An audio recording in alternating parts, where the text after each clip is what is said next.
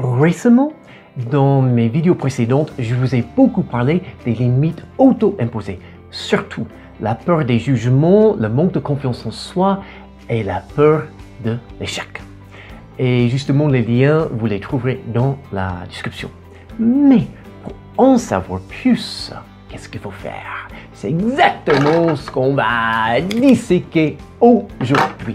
Car je vais vous parler de 10 des livres qui m'ont le plus aidé moi-même à surmonter mes propres limites auto-imposées et à faire plein d'autres choses que je n'aurais jamais pu faire sans les infos de tous ces merveilleux bouquins. Bonjour, c'est Mike Lestock, votre ami de Floride, vivant ici parmi vous en France depuis un bail et j'espère que vous allez super bien. Sinon, que vous irez beaucoup mieux grâce à mes vidéos. Et effectivement, une vie avec beaucoup de sens pour vous-même et le vrai impact que vous voulez avoir, jusqu'à influencer peut-être même des millions de personnes partout sur la planète, c'est forcément une vie où vous apprenez continuellement comment changer, progresser et surtout évoluer pour avoir une vie qui a de plus en plus de sens pour vous et le vrai impact que vous voulez avoir. Et c'est parti. Donc le premier de ces livres s'appelle Les vertus de l'échec de Charles Pépin. Et je sais que le texte est dans l'autre sens, c'est quelque chose que je vais essayer de corriger pour les prochaines vidéos, excusez-moi. Ok, ce livre parle de quoi principalement? Déjà, c'est un livre écrit pas en français pour les Français. Et il explique bien que pour la plupart, la vaste majorité de nos limites auto-imposées centrées autour de nos peurs et surtout de nos peurs vis-à-vis de l'échec sont quand même des choses qui n'existent que dans la caboche. Et que l'échec est finalement quelque chose de très positif. Donc, l'une des idées les plus utiles, les plus incroyables de ce livre, c'est que sans l'échec, c'est impossible de progresser. C'est vrai qu'on n'aime pas quand on ne réussit pas. Ok, mais il faut se dire, ok, j'ai échoué. C'est le passé, c'est fini, ça ne me définit pas. C'est tout simplement quelque chose qui ne s'est pas arrangé comme prévu. Ok, qu'est-ce que j'ai appris? Qu'est-ce que je vais appliquer la prochaine fois pour continuellement changer, progresser et évoluer? Mais l'échec n'est jamais une fatalité, il n'est jamais définitif. Et le deuxième livre, et à propos, tous ces livres dont je parlais aujourd'hui se trouvent sur le site amazon.fr. J'ai parfois la version écrite en français, parfois la version écrite en anglais, mais je vais vous donner le titre, je vais vous montrer la couverture du livre que j'ai actuellement, mais je vais vous donner le titre en français que vous pouvez tout simplement trouver sous le nom de l'auteur, encore une fois, sur le site amazon.fr. Donc, le deuxième livre, c'est Brian Tracy, Goals en anglais, But en français. Et ce livre est une mine d'informations parce que pour avoir, pour dominer vos limites auto-imposées, déjà, il faut savoir supporter l'échec et voir l'échec pour ce qu'il est vraiment, l'opportunité de progresser. Et en ce qui concerne ce deuxième livre, les buts, les objectifs, il faut avoir de la clarté dans la vie.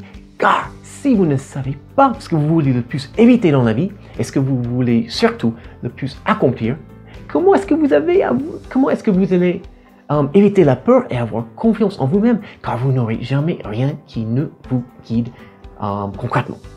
Et l'une des idées principales de ce livre, c'est que tous ceux qui réussissent le plus dans leur vie, ce sont des personnes qui savent ce qu'elles veulent vraiment faire de leur vie. Et à travers des dizaines ou même des centaines d'exemples, ils vous expliquent comment définir dans tous les domaines de votre vie ce que vous voulez vraiment faire de votre existence. Et le troisième livre, c'est un classique écrit en 1952, Norman Vincent Peale, La puissance de la pensée positive. Dans ce livre, il explique que quand on est négatif avec nos pensées, nos actions et nos résultats sont forcément négatifs aussi. Tandis que quand on est positif, et en faisant beaucoup d'efforts, bien sûr, rien n'arrive tout simplement parce qu'on a des idées dans la tête.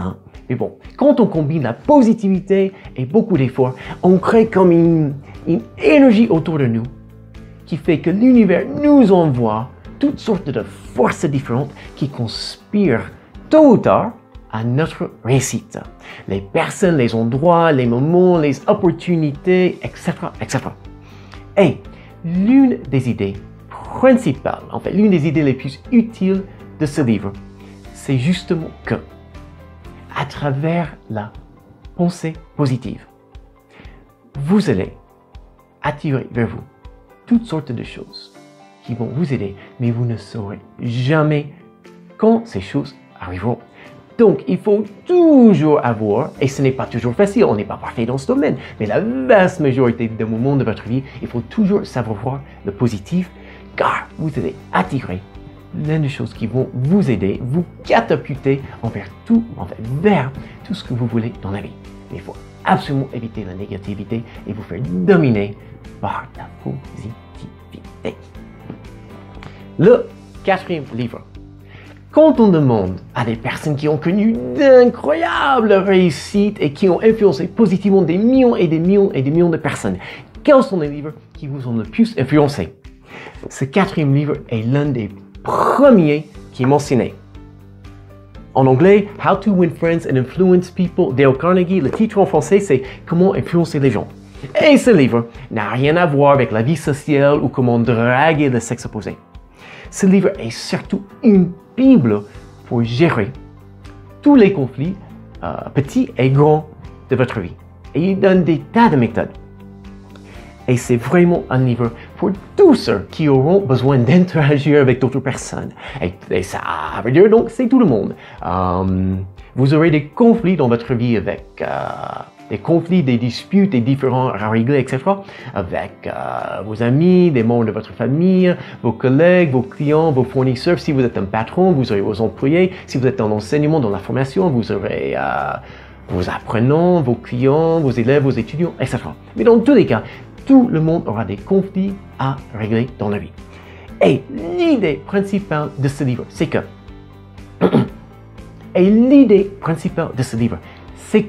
dans la vie, quand vous voulez obtenir quelque chose, vous êtes là, votre entre guillemets adversaire est là, il faut bien comprendre que vous deux, c'est quasiment impossible que chacun obtienne à 100% ce qu'il veut. Donc, l'une des choses les plus intelligentes, c'est de se dire, ok, c'est d'accepter. Je ne vais pas obtenir tout ce que je veux, mais comment est-ce que moi et cette personne, même si on est aux antipodes, comment est-ce qu'on pourrait couper la part en deux et nous retrouver quelque part au milieu? Et ça, c'est tellement important, car quand on se retrouve quelque part au milieu, on crée des amitiés ou au moins des sentiments positifs à propos de l'autre personne. On peut rester neutre avec cette personne, tandis que même si vous pensez avoir gagné un conflit, vous avez humilié une autre personne, vous avez tout obtenu, le problème c'est que vous avez créé un ennemi qui va chercher tôt ou tard, d'une façon ou d'une autre, c'est quand même la nature humaine, à se venger. Mais vous ne saurez jamais quand. Donc il vaut beaucoup mieux savoir négocier et se retrouver quelque part au milieu quand vous aurez des conflits à gérer. Le quatrième livre. Encore une fois, c'est un livre qui est sur la liste d'énormément de personnes qui ont le plus réussi et qui ont le plus impacté. Napoleon Hill. Réfléchissez et devenez riche. Et que ce soit très clair, ce livre ne dit pas du tout que le flou, l'argent, que c'est la chose la plus importante et qu'il faut avoir des millions, il faut vivre une vie de volupté et de luxe et tout ça. C'est pas du tout le message de ce livre. Mais tout simplement, plus on a une situation financière suffisante et bien gérée, plus on peut se concentrer sur tout ce qui est sur toutes les choses qui nous sont les plus importantes. Passer plus de temps avec la famille, les amis, travailler plus avec nos associations, avec des heures caritatives, avoir plus de temps libre pour se reposer. Parce que si on n'a pas une situation financière bien gérée, qu'est-ce qui arrive? On est obligé de trimer au travail pendant 40-50 ans, on prend la retraite si on a la chance, ça dépend des pays, des systèmes de sécu, et après on clompe quelques années plus tard. Ça, ce n'est pas une vie réussie. Donc, à travers une situation bien gérer une indépendance financière sans forcément avoir des millions le plus tôt possible dans notre vie. À travers tout cela, on pourra nous concentrer sur plein d'autres choses et ne pas être obligé de travailler tout le temps. Et je vois que le temps passe très rapidement. Donc, finalement, je vais diviser cette vidéo en plusieurs parties et on conclura la première partie tout de suite. Et voilà tout pour aujourd'hui. J'espère sincèrement que tout ce qu'on a partagé aujourd'hui dans ces livres que vous allez peut-être lire et plein d'autres livres après, que tout cela vous aidera à avoir une vie avec beaucoup plus de sens pour vous-même et le vrai impact que vous voulez avoir, jusqu'à influencer peut-être même des millions de personnes partout sur la planète. Donc, merci bien d'être venu. Et deux ou trois questions que je vais vous poser déjà. Est-ce que vous connaissez certains de ces livres et est-ce qu'il y a des choses que j'ai oublié de mentionner là-dessus? Et quels sont les livres qui vous ont le plus aidé, le plus positivement influencé? Je serais très content d'en savoir plus. Vos commentaires me donnent énormément d'infos pour mes futures vidéos.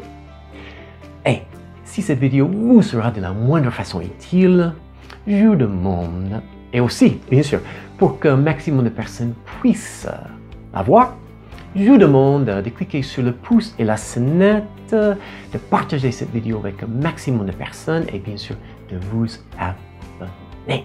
Je vous souhaite une fabuleuse journée ou fin de journée et pourquoi pas, grâce à tout ce que vous venez d'apprendre aujourd'hui, j'espère dans toutes mes vidéos, la meilleure journée de toute votre existence et pourquoi pas aussi le début d'une toute nouvelle vie.